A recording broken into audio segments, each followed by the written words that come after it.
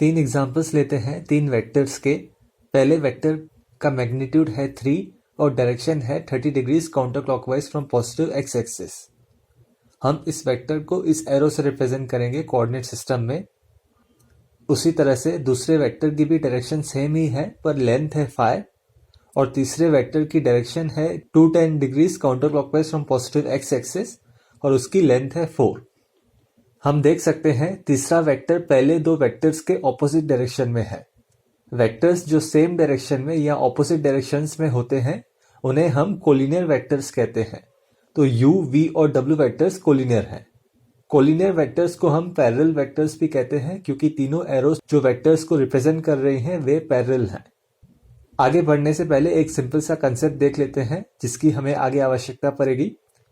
अगर हमें कोई भी दो रियल नंबर्स दिए हैं सपोज 2 और 3 तो हम 2 को 2/3 टाइम्स 3 लिख सकते हैं और 3 को 3/2 टाइम्स 2। मतलब कोई भी दो रियल नंबर्स a और b के लिए एक ऐसा रियल नंबर एग्जिस्ट करेगा p सच दैट a को p टाइम्स b लिख सकते हैं और b को 1/p टाइम्स a। अभी वेक्टर्स पे वापस आते हैं। हमने पिछले वीडियो में देखा था कि अगर दो वेक्टर्स के मैग्नीट्यूड्स और डायरेक्शंस दोनों सेम हैं तो उन्हें हम इक्वल वेक्टर्स कहते हैं।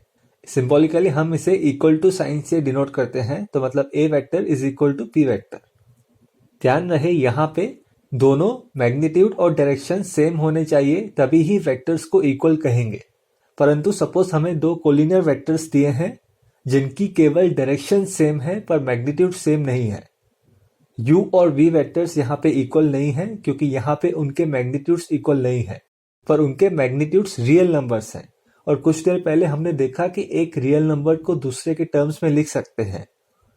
तो हम लिखेंगे 5 इक्वल टू 5/3 टाइम्स 3 और 3 इक्वल टू 3/5 टाइम्स 5। यहाँ पे v का मैग्नीट्यूड u के मैग्नीट्यूड का 5/3 है। अभी हम एक वेक्टर डिफाइन करते हैं जिसे हम कहेंगे 5/3 u वेक्टर। इस नए वेक्टर का मैग्नीट्यूड u वेक्टर के मैग्नीट्यूड का 5/3 है और डायरेक्शन सेम है जो u की है। और कन्वर्सली अगर हमें एक वेक्टर दिया होता था 5/3 वेक्टर u तो उसका मतलब उस वेक्टर का मैग्नीट्यूड वेक्टर u के मैग्नीट्यूड का 5/3 है और वो u वेक्टर के डायरेक्शन में है।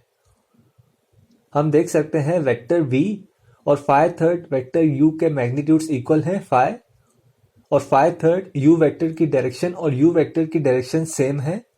पर हमें पता है कि u और v वेक्टर्स की भी डायरेक्शन सेम है, मतलब 5/3 u वेक्टर और v वेक्टर की डायरेक्शन सेम है।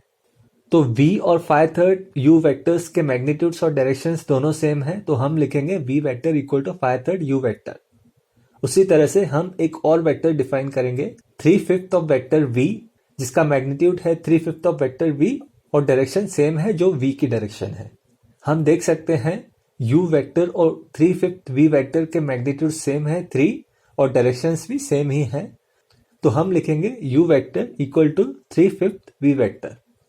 कोई भी दो वेक्टर्स जैसे u और v वेक्टर्स जिनकी डायरेक्शन सेम है पर मैग्नीट्यूड सेम नहीं है उन्हें एक दूसरे के साथ ऐसे रिलेट करते हैं।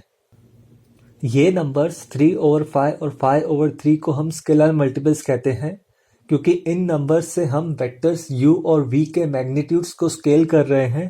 जैसे कि हमें दो नए वेक्टर्स मिले 5/3 u वेक्टर और 3/5 v वेक्टर जो v और u वेक्टर्स के इक्वल हैं।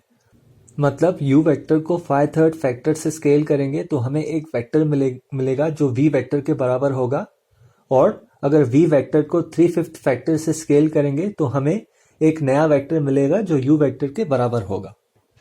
हम कहेंगे कोई भी दो नॉन जीरो कोलिनियर वेक्टर्स जो सेम डायरेक्शंस में पॉइंट करते हैं पर उनके मैग्नीट्यूड्स इक्वल नहीं है वे एक दूसरे के स्केलर मल्टीपल्स होते हैं। मतलब एक non zero positive number p exist करेगा such that a vector is equal to p b vector और b vector is equal to 1/p a vector. अगर दोनों वेक्टर्स के मैग्नीट्यूड सेम है तो p 1 है और दोनों वेक्टर्स a और b इक्वल हैं। अभी सपोज एक तीसरा वेक्टर है w जिसका मैग्नीट्यूड है 4 और जो u और v के ऑपोजिट डायरेक्शन में पॉइंट कर रहा है। ऑपोजिट पॉइंटिंग वेक्टर्स को भी हम ऐसे ही एक दूसरे के टर्म्स में लिख सकते हैं, सिर्फ यहाँ पे नेगेटिव साइन का उपयोग किया जाता है। फॉर एग्जाम्पल v और w वेक्टर्स कोलिनियर हैं पर वे ऑपोजिट डायरेक्शंस में हैं। तो सबसे पहले हम 5/4 वेक्टर W डिफाइन करेंगे। इस वेक्टर का magnitude 5/4 of magnitude of W है, और मतलब 5 और वो W के डायरेक्शन में ही है। हम यहाँ पे एक दूसरा वेक्टर डिफाइन करेंगे, नेगेटिव ऑफ 5/4 W वेक्टर। हमने पिछले वीडियो में इसे देखा है कि नेगेटिव साइन डिनोट करती है कि इस वेक्टर की डायरेक्शन 5/4 W वेक्टर के ऑपोजिट डायरेक्शन में है, पर उसका मैग्नीट्यूड वही है जो 5/4 W वेक्टर का है।